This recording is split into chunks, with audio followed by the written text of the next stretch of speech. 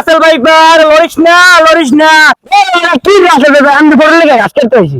এ থাম থাম থাম, এটা তো রাসেল ভাইপার না, এটা তো দেখা যাইতেছে নাগরাজ। কি হয়েছে আমি দৌড়ে করলেন কে? আরে ভাই এখন তুই রাসেল ভাইপার দেখলে আবার দৌড় দিস না।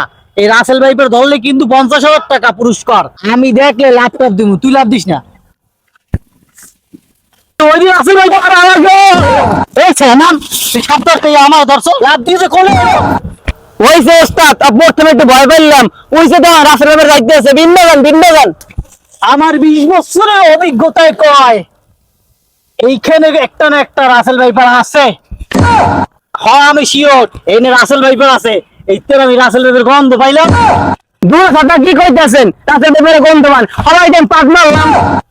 হ্যাঁ হয়েছে গন্ধ কথা বাদ দেন, ও রাসেল ভাইপার যাইতেছে বিন্দাগান আর গেলে কত 50,000 টাকা পামুলো।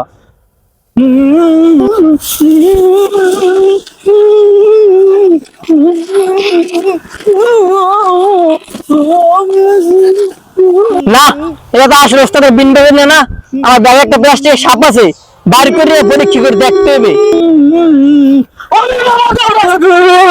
কি হয়েছে আমি দৌড়ে করলেন কে? আরে ভাই কেটা দড়ি খুলে আছে?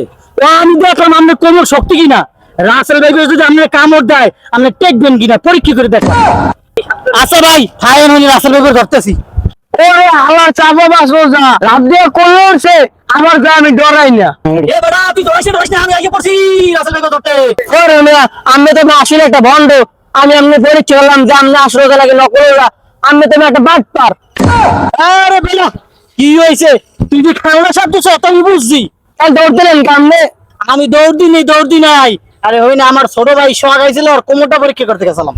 ও চলেন হাত ধরি। লা চল। ওস্তাদ এটা কি লড়ে হ্যাঁ রাসেল ভাইপার মনে হয় পাইয়ে গেছি। তাহলে বলছেন কে বিন্দা যান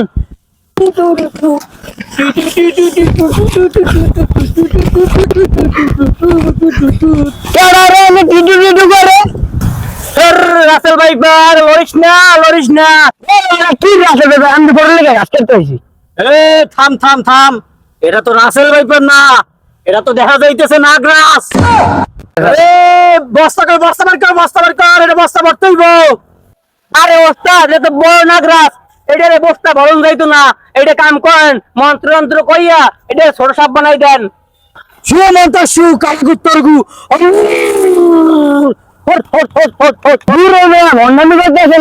আমার সাইডে বড় লেগে ঘাস কাটতে আপনারা কি দেখি শুরু করে